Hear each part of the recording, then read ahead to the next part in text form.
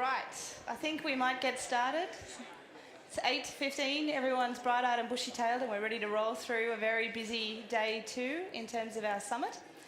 I have a couple of quick comments that I just need to make before we get into the formal proceedings in terms of today's agenda. So firstly, we've had a slight change in the program, and we will have a little additional 15-minute session later in the afternoon. So the French ambassador, who was scheduled to speak in the policy session immediately after this one, has had to duck out to a meeting. So he'll be speaking later in the afternoon. But he will also be joined by Lord Debon, who's the chairman of the UK Independent Committee on Climate Change. So we're very happy to have Lord Debon join us for a quick Q&A on what the outlook is beyond Paris later in the afternoon. I also just want to make a quick mea culpa for yesterday afternoon when we were handing out the awards for our 10-year founding members. We forgot one, which is which I think is pretty much cardinal sin number one in terms of member relationships. So I just want to take a moment to acknowledge that we forgot Hester, who's one of our core founding members and obviously a very strong supporter of our organisation. They were very lovely about it, but we feel absolutely wretched. So I just wanted to make that comment that we actually forgot Hester, who had been a very important role for our organisation. So to kick off this morning, we are very lucky to have a special speaker live on Skype. We have Professor Jeffrey Sachs, who's, I think, for many of you, well-renowned, but I will give a very abridged version of his incredibly long and impressive bio. So obviously he's a world-renowned professor of economics, a leader in sustainable development, a senior UN advisor, a best-selling author, and has also been named twice among Time magazine's 100 most influential world leaders. So obviously when I say it's an abridged version of his bio, it's extremely abridged in terms of his achievements. He's also obviously had a huge role in terms of advising in the UN and various governments around issues of sustainable development and environmental management, poverty alleviation, and he's also special advisor to UN Secretary-General Ban Ki-moon on the Millennium Development Goals. So I'm very excited to welcome Jeffrey Sachs. He'll be making some brief comments and then we will have a bit of facilitated Q&A. So please join me in welcoming Jeffrey Sachs.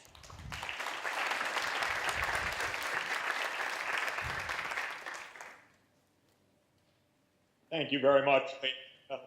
Thanks for the miracle of video conferencing. Sorry. If the connection goes bad, just to please let me know so that you're not watching me pantomime and you can't understand, and we'll try to refresh the connection if necessary. We're meeting just a few weeks before COP21 in Paris, and COP21 is the world's last chance for climate safety. We're, by definition, 21 years into the attempt to implement the 1992 UN Framework Convention on Climate Change. That convention was signed at the Rio Earth Summit. It was ratified in 1994. The signatories met for the first time in Berlin at COP1 in 1995. In 1997, they met in Kyoto and ratified the Kyoto Protocol, but as you well know, this was a very flawed exercise because the United States never signed. Our countries did not try very hard, and it was not really the right kind of start in any event. Well, we've been going on now since 1997, trying to find a better way forward.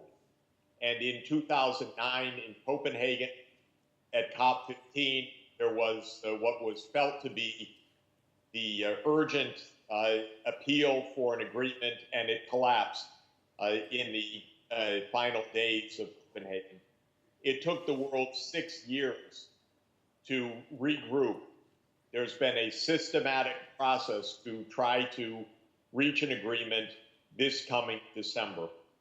We are in the last chance to stay below the 2 degrees Celsius upper limit that governments agreed in 2009 would be the guardrail, as the scientists call it, beyond which we would not go. But I have to be very clear of two things. One is that 2 degrees Celsius warming that's relative to the pre-industrial temperature is itself not so safe for the world. We're halfway there. We're at 0.9 of 1 degree Celsius, so we have 1 degree left. The scientists tell us that even a 2-degree warming is going to lead to tumultuous changes of the climate that we have known throughout the whole period of civilization.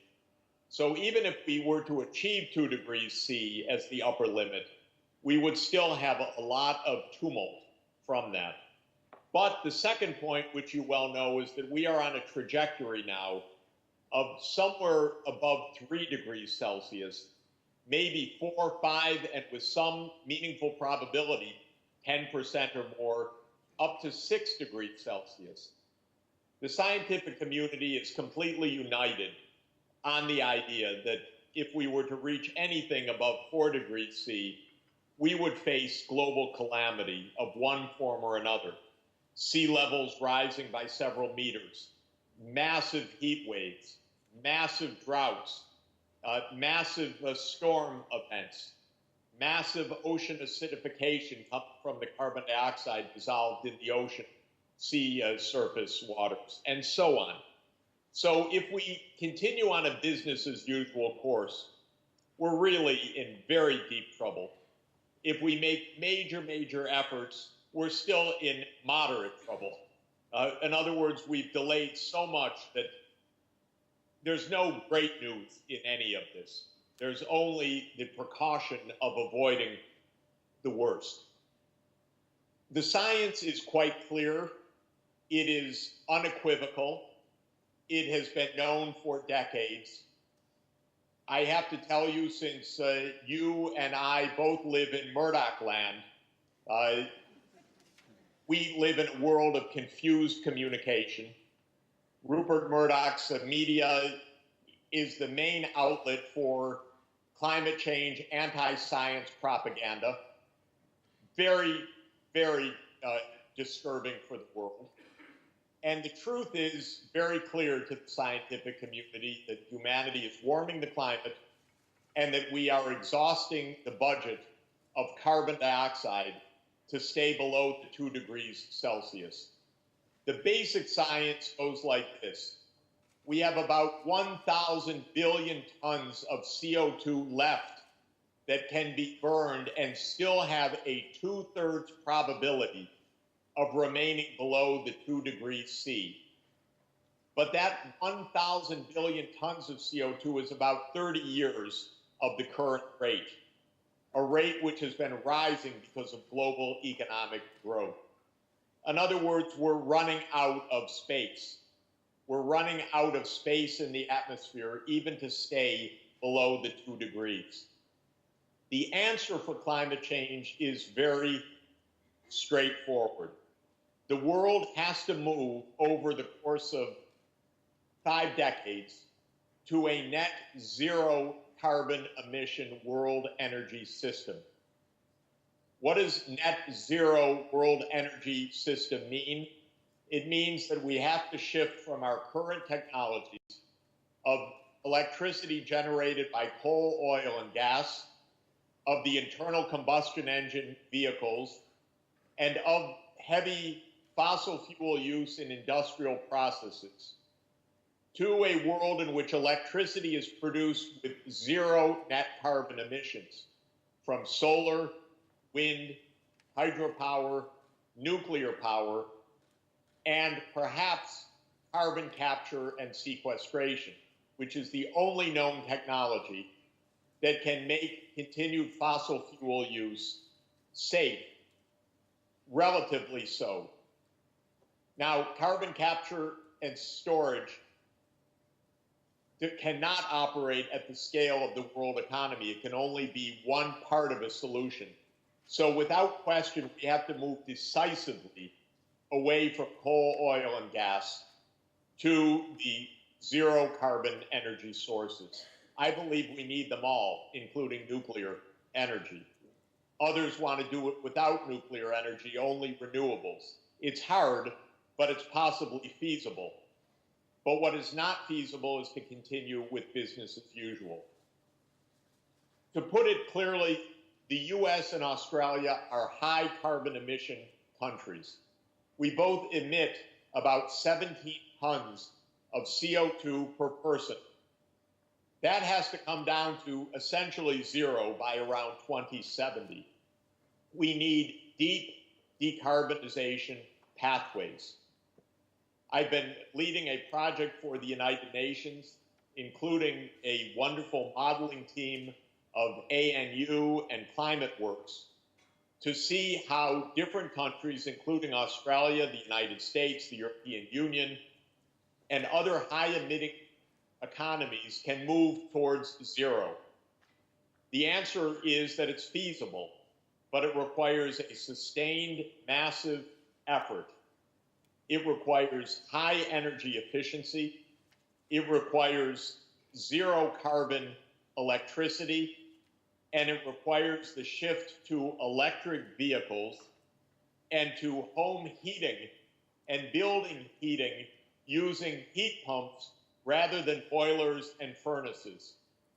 And it requires at least a modest amount of biofuels or synthetic fuels coming from capturing CO2 and then using zero carbon energy to turn that CO2 into liquid synthetic fuels. These technologies either exist or are within reach. They tend to be more expensive than the current technologies. In other words, we have to bear some economic cost in order to avoid future economic disaster. You are long-term investors. What is the implication of what I'm saying for investors? It is that the fossil fuel industry cannot be a viable long-term investment. And over the recent years, it hasn't even been a viable short-term investment. Many of us warned about this in recent years. We didn't anticipate that oil prices and coal prices would collapse the way they have. But it turns out that this sector has been a poor very bad investment. Our coal industry is basically going into bankruptcy in the United States. For Australia, this is very sobering news indeed, because Australia is a mining economy to an important extent. You sell coal to the world market in large amounts. It is not realistic to believe that this is possible on a business as usual path. Your former prime minister thought so. The whole world disagreed with him. And this is a fact that Australia and the United States, because we are an oil country and a coal country, need to face up to.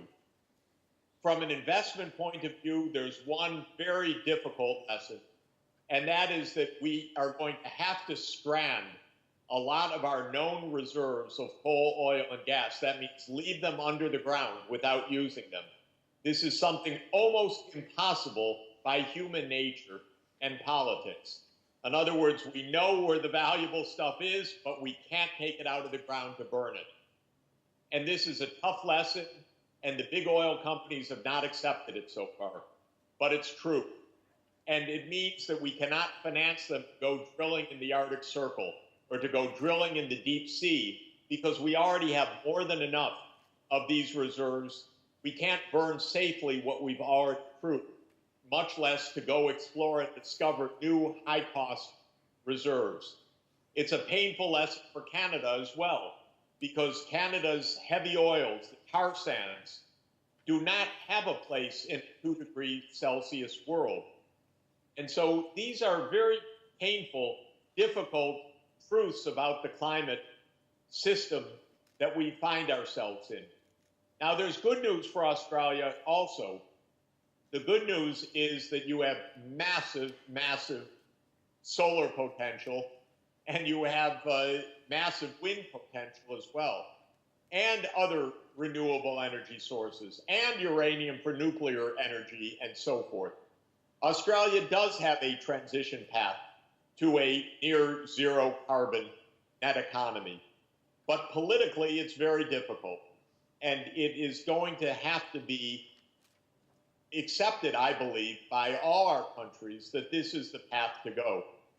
Now, I would just end by saying that Australia is one of the unique ecosystems in the world. Of course, Australia's many ecosystems. You have one of the most beautiful countries in the entire world. You have some of the unique biodiversity in the world. It's all endangered. It is endangered by massive droughts, by massive floods, by massive forest fires, by the loss of the Great Barrier Reef to ocean acidification. You have a lot to take care of because you are living in one of the most magnificent places on the whole planet.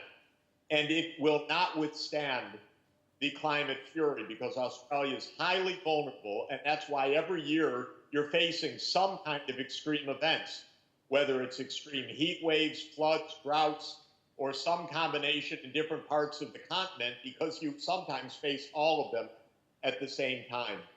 So Australia has all the reason to take care of your beautiful nature as well. I feel the same way about the United States, of course. We have massive droughts in the American West. California is burning right now. We just had 1 in 1,000 year floods in South Carolina. We had mega hurricanes in my part of the country in the Northeast 2 years ago. We face huge vulnerabilities to rising sea levels. We ought to take care of the planet. And I think that that really is the bottom line. And as investors, you will direct how the energy system is built in the next decade and generation to come. And I really urge you, both for financial, prudential reasons, as well as for saving our planet, to be investing in the low carbon energy systems and to avoid the trap of investing further in what comes naturally, the fossil fuel based industries, because we cannot afford to continue on the current trajectory. Thank you very much.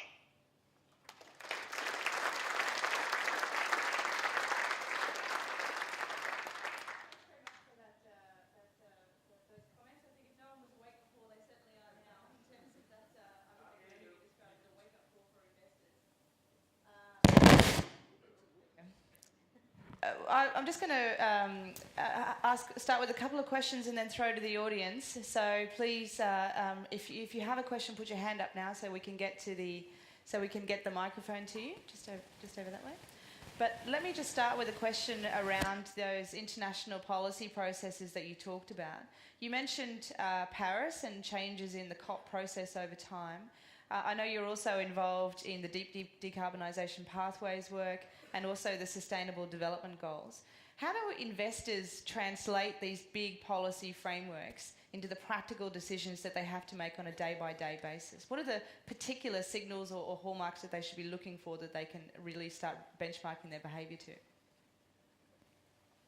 I think we'll see how far we get in Paris. My guess is that we will get an agreement that calls for keeping global warming below 2 degrees Celsius and is explicit for the first time about the need to move to decarbonization of the energy system. This, of course, will be a signal, quite a powerful signal of the direction that the world intends to move. However, then it has to be implemented. And each country right now is making one kind of plan, the so-called nationally determined contributions, the INDCs. These are more or less policy statements towards the year 2030. They're not very ambitious and they're not all that informative, unfortunately. What really counts is where is Australia or the United States or Europe going to be in 2050? Are we going to move all the way to a deep decarbonization?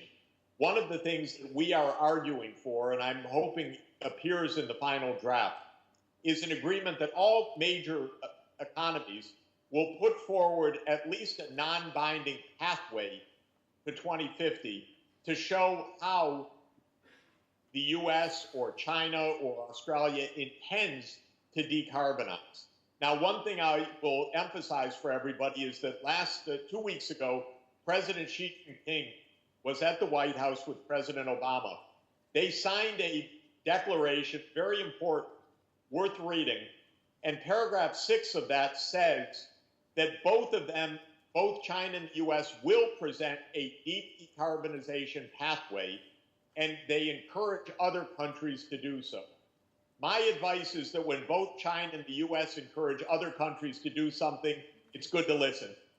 You have the two world's leading economies and the two leading polluters calling on the others now to take much deeper steps. For investors, my main advice, as I said, is do not finance new coal-fired power plants. You will lose a lot of money. If you were thinking about investing in the Keystone Pipeline, even if it were to be allowed, I wouldn't do it because it's going to go bankrupt. There is not a reason to carry the heavy oils from Canada to the refineries in Louisiana, because we don't need those heavy oils. These are tough truths. I'm not an owner of these companies, so it's easy for me to say. I don't want to be completely glib about it, but the fact of the matter is these are not good investments. I think we have one question over here.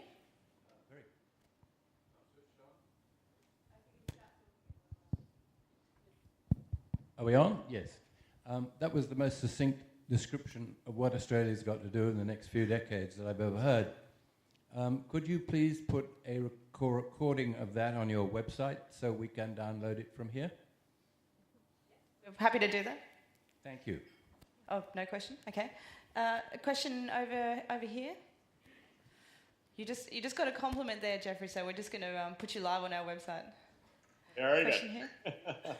You've talked a lot about internal combustion engine, the energy industry, but I just wanted to hear your thoughts on the livestock industry, and particularly given its fairly significant contribution to carbon emissions. The livestock industry? The livestock. It was just a question on the role and likely changes in the livestock and agricultural industry, given their significant emissions. Yeah, agriculture in general is a very complicated set of issues under Sustainable Development Goal 2, which calls for ending hunger and achieving sustainable agriculture. And just to say briefly, agriculture is complicated for two reasons. One is it's a major sector for greenhouse gas emissions, maybe the most important sector, because it releases not only CO2, but also methane and nitrous oxide. Second, it is highly vulnerable, of course, to climate change. Climate change is going to lower crop productivity in most of the world, and yet we're going to be trying to feed more people on the planet. So this is a very, very difficult, complicated set of challenges.